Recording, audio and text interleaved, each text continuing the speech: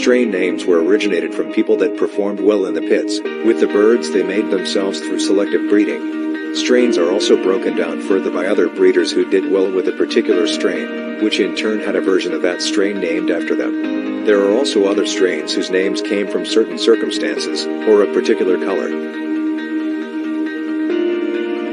Sweaters, named after Herman Sweater McGinnis, who got his nickname from one day in 1926. The temperature dropped considerably, and Herman McGinnis was seen wearing a red knit sweater with buttons down the front.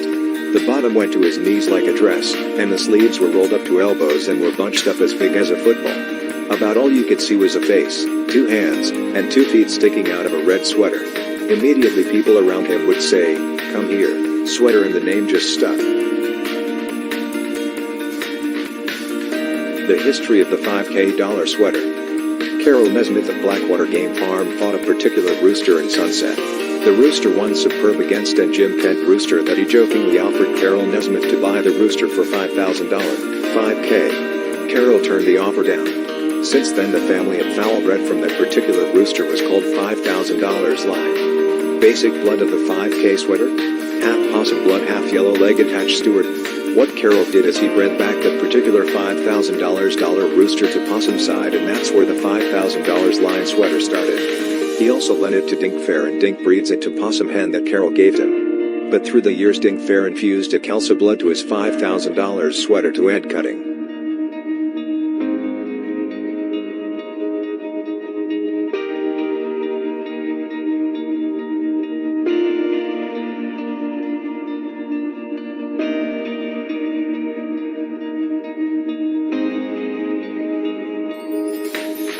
Pullet from the right out hen, and I got 1 stag from the possum hen.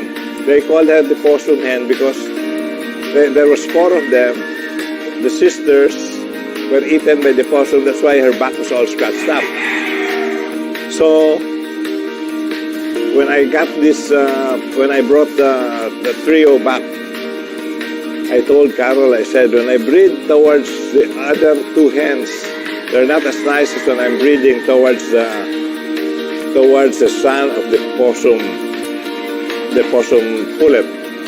After the breeding season, the possum they turned out the 2 old hens and the possum pullet to freshen up.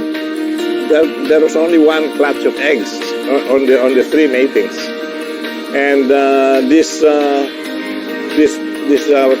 pullet went back to the place where the possum quickly ate her up.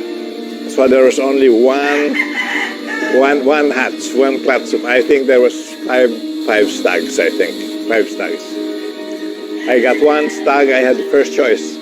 I got 1 stag, Harold got another stag, Carol kept 2, and I think he must have let somebody else have 1. I think it was J.C. Allen. J.C. Allen was the son-in-law of Shorty Bullock. J.C. Allen bred that, and he kept it too. So every time we'd go back, I said, Carol, you know, this the one that's coming out of the possum pullet is definitely superior to any which way I breed them.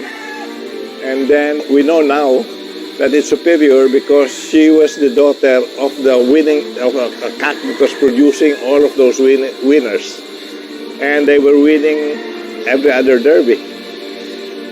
So I banded him 226. So that's how the name Possum 226 came about.